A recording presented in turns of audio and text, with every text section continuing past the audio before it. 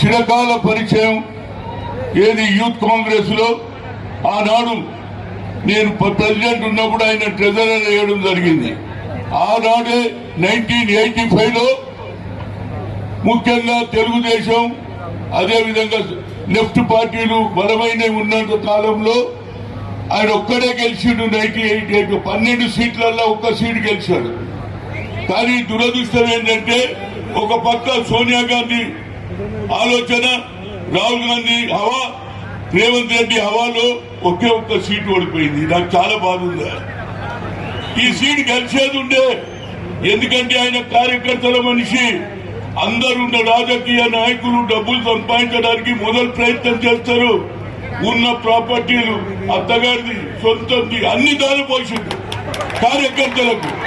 కనుక ముఖ్యమంత్రి గారు ఇప్పుడే చెప్పారు, మా ఉత్తమ్ కుమార్ రెడ్డి గారు ఆయన ఏది శ్రీరామ్ సాగర్ ప్రాజెక్టు రావడం ఆయన చిరకాల కోరిక, అది చేస్తున్నారు. దాంతో పాటు నాది ఒకటే రిక్వెస్ట్, ఆ కుటుంబాన్ని ఆదుకోవడానికి ఆయన కొడుకు అయినటువంటి ఆ బాబుకు సరి అయిన న్యాయం చేయాలంటున్నారు. ఎందుకంటే మా ముఖ్యమంత్రి ఎవరైనా తనతో పని చేసినటువంటి గట్టి నాయకులను తయారు చేసే ఆలోచన కలిగినట్టు వ్యక్తి. అదేవిధంగా దామోదర్ రెడ్డి గారు నిజంగానే ఆనాడు ఎవరు లేకుండ్రి, ఇక్కడే మొగోడు ఉండే అన్నమాట చెప్తున్నా. ఇవాళ అందరూ తయారైంది కనుక ఆయన సరి అయిన ఆయన కొడుకుకు ఆయన తల్లి చనిపోయింది, తండ్రి కూడా చనిపోయిందా.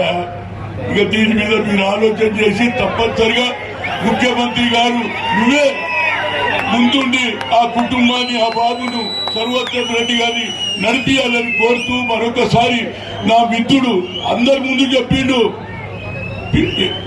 రాజశేఖర రెడ్డి, గులాం నబీ ఆజాద్ ముందు చెప్పిండు, హనుమంతరావు ఏ మేరకు పాలిటిక్స్ మీద మహిష్కే సాధు కొందరు నా ఎంబడి ఎంతో అనుభవించారు కానీ నన్ను మర్చిపోతున్నారు.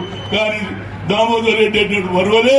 ఆయన కుటుంబం బాగుండాలని నా ప్రగాఢ శ్రద్ధాలు తెలుసు, కండోలం తెలుసు. ఆ కుటుంబం భగవంతుడు ఆయుధ ఆరోగ్యాలు కోరుతూ సెలవు తీసుకుంటారు.